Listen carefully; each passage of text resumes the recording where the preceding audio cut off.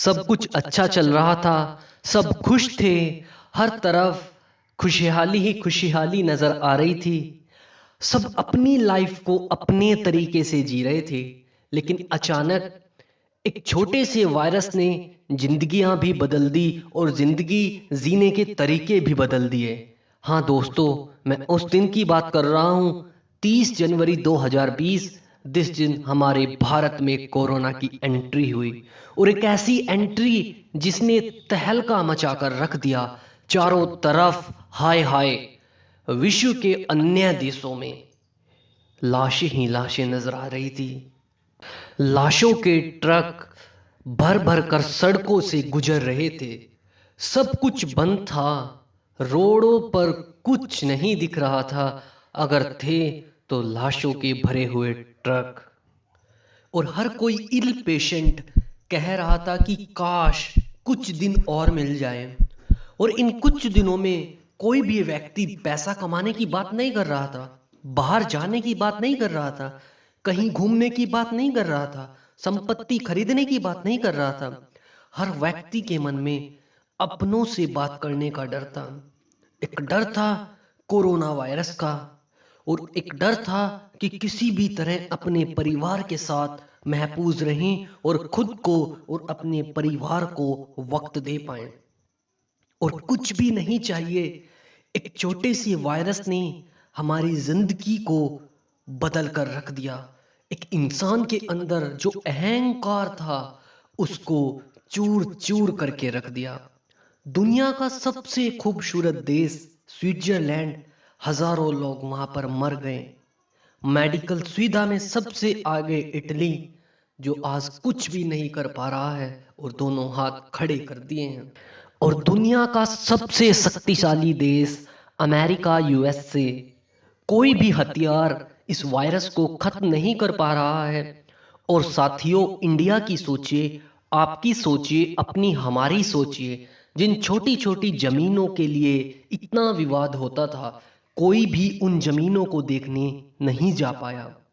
Restaurant में खाना खाने का मन होता था, लेकिन रेस्टोरेंट में नहीं जा पाए। आपकी अलमीरा में काफ़ी क्लॉथ्स होते हैं, लेकिन आपको वही नाइट सूट और पायजामे में पूरा दिन बिताना पड़ा। ढेर सारी ज्वेलरी आपके पास हैं, लेकिन कोई इवेंट आपको नजर नहीं आ रहा है। क्या है हम? एक वायरस ने हमें हिलाकर रख दिया। हमें अपनी औकात का पता लग गया है, हमारी हैसियत क्या है। हम शून्य हैं। कुदरत को हम ये कहते हैं कि जानते हो मैं कौन हूं। आज कुदरत हमें चिल्ला चिल्ला कर कह रहा है कि जानते हो मैं कौन हूं, शांति से बैठ जाओ, वरना तुम्हें नहीं पता मैं कौन हूं। और देखो, प्रकृति आज हम पे हंस रही है। वो गंगा यमुना साफ होने लगी हैं, जालंधर से पहाड़ दिखने लगे हैं। सोचकर देखिए, मुंबई में फ्लैमिंगो की भीड़ इकट्ठी हो गई है, दिल्ली की हवा साफ होने लगी है, श्रीनगर में लेक्स में डक आने लगी हैं, क्योंकि प्रकृति हंस रही है।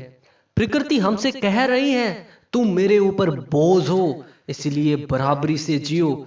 साथियों, जिंदगी को बैलेंस की जरूरत है, धन की नहीं। जीवन में और भी बहुत कुछ है।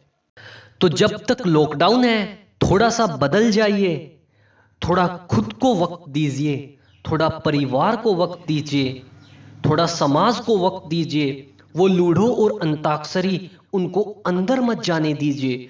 हर बार उनको खेलने के लिए हमें वायरस की जरूरत नहीं है, उनको बाहर ही रहने दीजिए। थोड़ा वक्त बिताइए अपनों के साथ।